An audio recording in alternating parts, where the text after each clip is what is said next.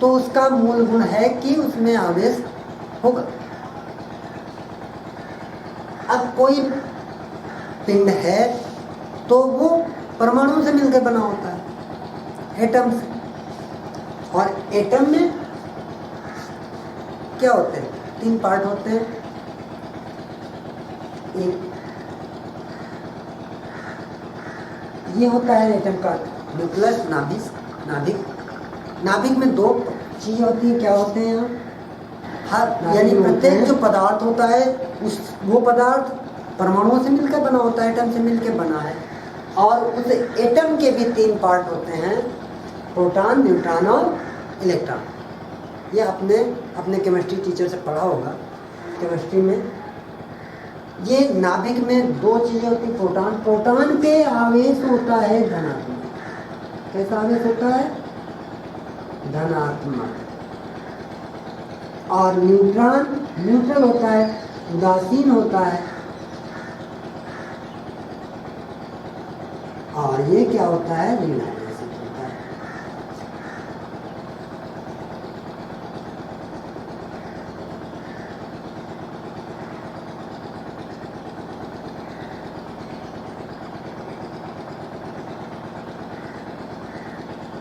जिससे ऋण आवेश होता है। तो यानी कोई पदार्थ है, इसका मतलब वो चार्ज्ड है, उसमें चार्ज है, बशर्ते जितने ही प्रोटॉन होते हैं पदार्थ परमाणु में उतने ही इलेक्ट्रॉन होते हैं। जैसे हाइड्रोजन के परमाणु में, हाइड्रोजन का परमाणु है तो उसमें एक प्रोटॉन होता है और एक इलेक्ट्रॉन होता है। यानी हाइड्रोजन के परमाणु में एक प्रोटॉन और एक इलेक्ट्रॉन। यानी जितना उदासीन, जितना धनात्मक आवेश उतना ऋणात्मक आवेश। इसीलिए तो कोई बॉडी करंट में नहीं मारती, हमें पता नहीं चलता कि इसमें आवेश है। आवेश कब पता चलता है? जब इलेक्ट्रॉन की कमी हो या इलेक्ट्रॉन की अधिकता हो। जब इसमें कभी कोई गड़बड़ होगा, किसी पिंड से कुछ इलेक्ट्रॉन या तो कम हो जाए या कुछ इलेक्ट्रॉन बढ़ जाए, तो उस पिंड पे आवेश हो जाएगा। जैसे मान लीजिए ये एक पिंड है, दूसरा पिंड ये है। इसमें प्रोटॉनों की संख्या 5, ठीक है, और इसमें भी 5। अगर 5 प्रोटॉन है, उदासीन पिंड है, तो इसका मतलब है इसके पास इलेक्ट्रॉन भी 5 होंगे, इसके भी 5 इलेक्ट्रॉन होंगे, राइट। अब हम किसी तरीके से इससे 2 इलेक्ट्रॉन क्या करें? 2 इलेक्ट्रॉन ट्रांसफर कर दें, इस तरफ आ जाए। 2 इलेक्ट्रॉन इधर से इस तरफ आ जाए। ये प्रक्रिया कैसे होती है अभी हम आगे पढ़ेंगे। 2 इलेक्ट्रॉन इधर से आ जाएं यहाँ। जब अगर 2 इलेक्ट्रॉन यहाँ आ जाएंगे तो यहाँ कितने इलेक्ट्रॉन बचेंगे? 3। और यहाँ कितने हो जाएंगे?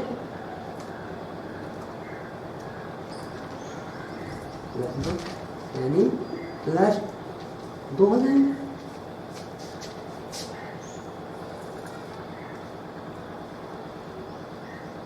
ये हो जाएगा। तो यहां पर क्या होगा? 2 इलेक्ट्रॉन कम हो गए। 2 इलेक्ट्रॉन कम हो गए, इसका मतलब है धनात्मक पावर बढ़ जाएगा, ये उदासीन नहीं रहेगा, यानी इस पर धनावेश आ जाएगा। और इस पिंड पर 2 इलेक्ट्रॉन बढ़ जाएंगे तो इस पर क्या हो जाएगा? ऋणावेश हो जाएगा।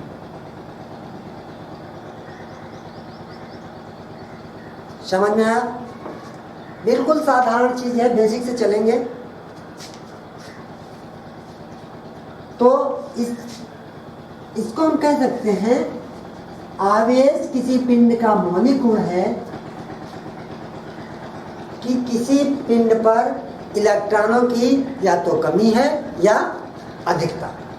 ठीक, एक बात और, जब किसी पिंड से आवेश जाता है तो उसके साथ आवेश में भी परिवर्तन, द्रव्यमान में भी परिवर्तन होता है।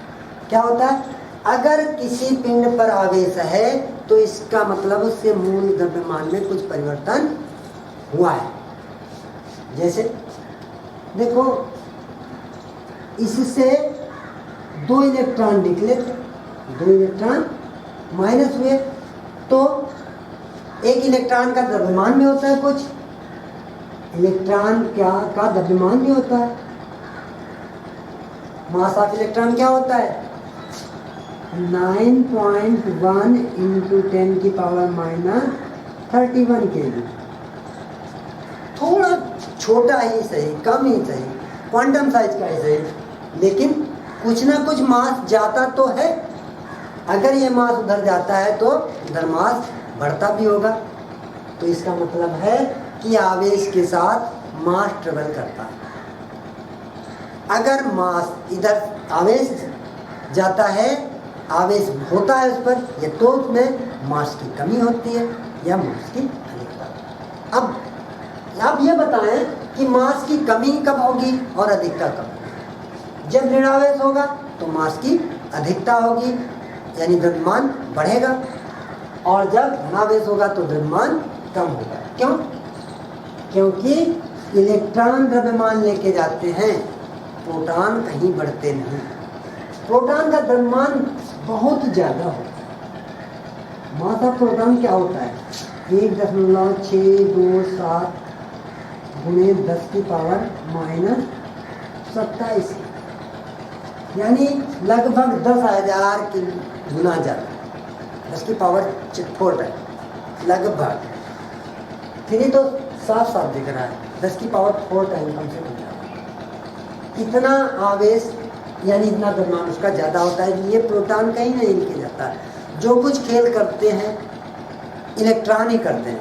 चार्ज को इधर से उधर ले जाना, ये सारा काम इलेक्ट्रॉन करते हैं, प्रोटॉन कुछ नहीं करता। प्रोटॉन स्थिर रहता है, वो इतना भारी है, जा ही नहीं सकता इधर उधर।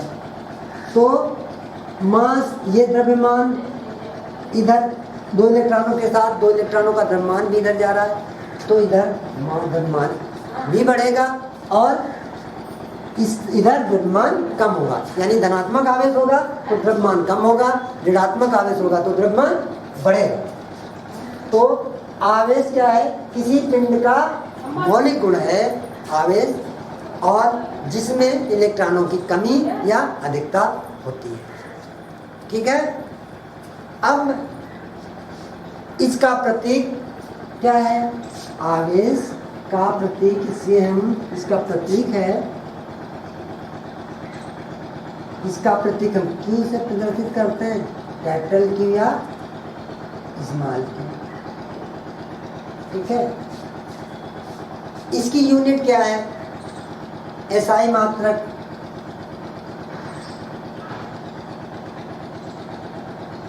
इसका एसआई मात्रक है कूलम।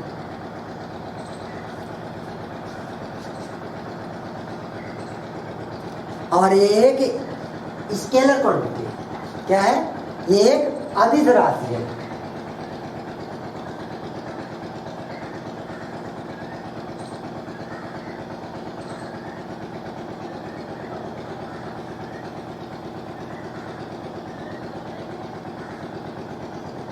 अदिश राशि। आज पहला दिन यही सब मिलेगा। प्रतीक क्यों, एसआई मात्रक कूलम और आगे।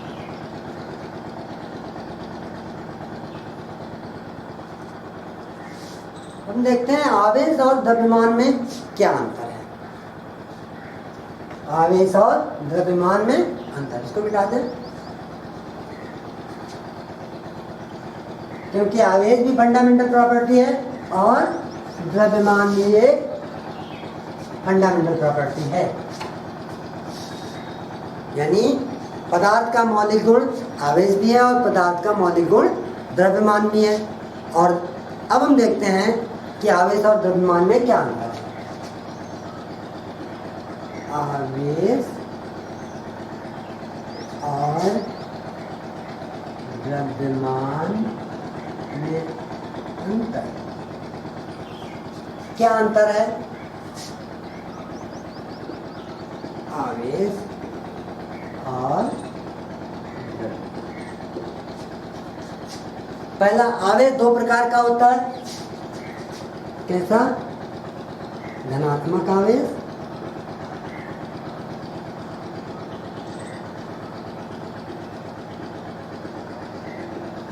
और तथा ऋणात्मक आवेश।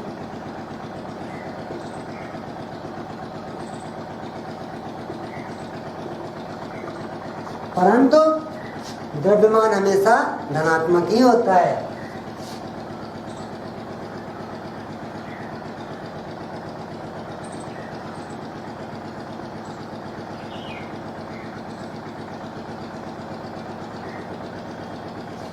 क्या पता कभी देखा है किसी का द्रव्यमान माइनस में हो?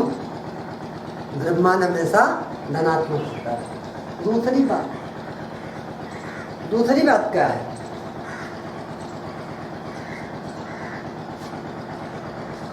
कक्षा 11 में आपने पढ़ा था कि आवेश जो है द्रव्यमान जो है गति बढ़ती है, द्रव्यमान गति बढ़ने पर बढ़ता है, परंतु आवेश जो है आवेश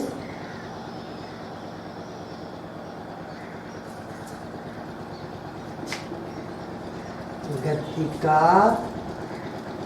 कोई प्रभाव नहीं पड़ता।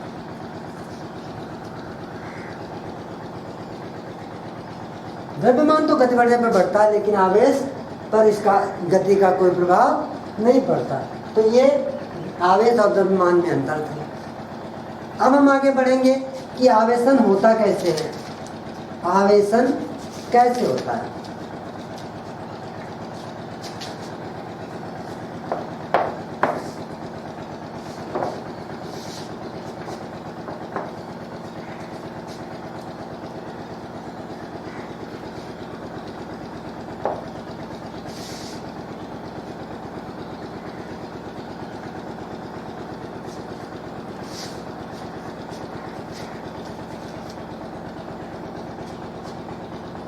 अब आते हैं महावेश संरक्षण का सिद्धांत। पहले महावेश संरक्षण देखें, क्या होता है आवेश संरक्षण। आवेश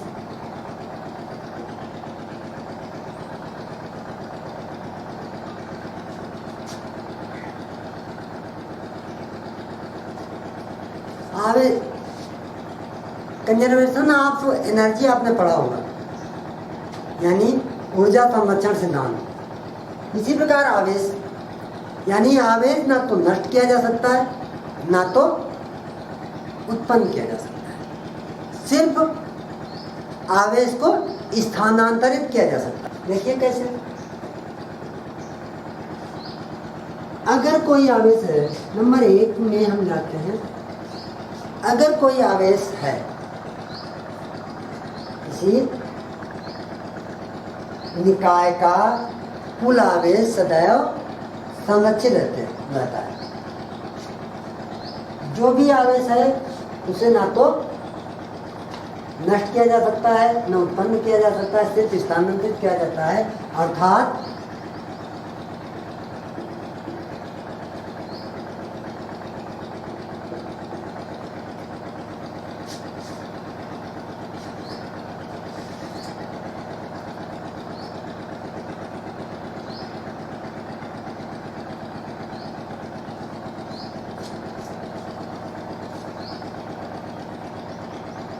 किसी विलगित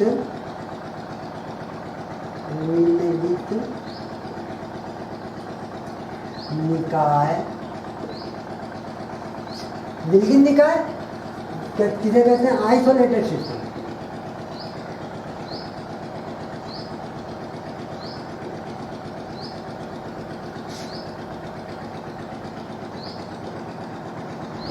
आइसोलेटेड यानी किसी आइसोलेटेड सिस्टम का कुल आवेश संरक्षित रहता है।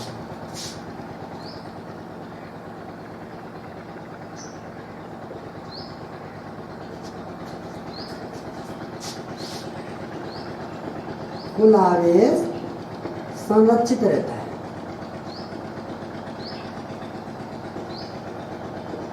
कैसे? आइसोलेटेड सिस्टम होता क्या है? आइसोलेटेड सिस्टम ऐसा निकाय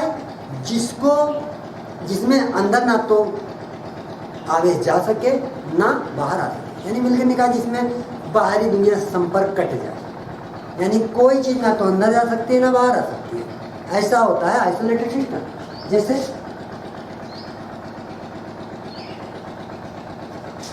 एक ये निकाय है बिल गेट्स, इसके अंदर कुछ चार्ज है, मान लीजिए एक ये है 3Q, एक चार्ज है, ये चार्ज है 2Q और ये चार्ज है -5Q।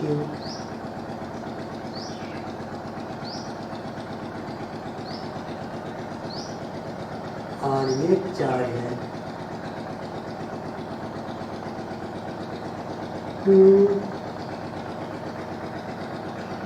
1Q। इस आइसोलेटेड सिस्टम के अंदर 4 चार्ज है। अब हमने इसको हिलाया, यूं पकड़ा और खूब हिलाया, इधर उधर इधर उधर उधर उधर किया। अब ये क्या हो गया, क्योंकि आइसोलेटेड सिस्टम था, इसके बाहर तो कोई चार्ज जा नहीं सकता, अंदर ही रहा। और हमने देखा कि चार्ज क्या हो गया, Q1, ये हो गया हमारा, आधे स्मॉल आधे कैपिटल हो गए, इनको सही कर लेना है, सॉरी। जब हमने देखा तो ये हो गया हमारा 5Q का एक चार्ज Q1 और ये 3Q का एक चार्ज और ये एक चार्ज 1Q और ये चार्ज को नहीं। हमको इतना पता है कि चार्ज इसके अंदर ना तो कोई गया है ना बाहर निकला है। इसका मतलब ये हुआ कि Q1 plus Q2 plus Q3 plus Q4 बराबर Q1 dash plus Q2 dash plus Q3 dash plus Q4 dash. Q1 3Q plus Q2 2Q plus Q3 -5 plus Q4 1 बराबर Q1 5Q plus Q2 3Q plus Q3 dash यानी 1Q plus Q4 हम देख लेते हैं। ये 3Q ने 3Q को मारा, 1Q को 1Q ने मारा।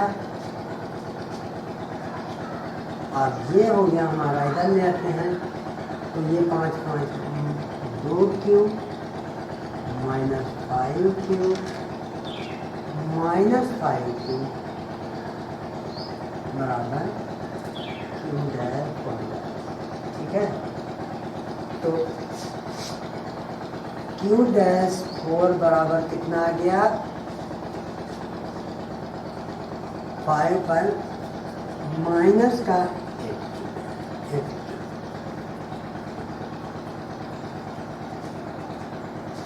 ये हमारा कैसे, यानी आवेश संरक्षित सिद्धांत से, यानी किसी भी विलगित निकाय का कुल आवेश सदैव संरक्षित रहता है। मेन काम आवेश संरक्षण का, यानी जो आवेश संरक्षण का सिद्धांत है वो ये दर्शाता है कि किसी विलगित निकाय का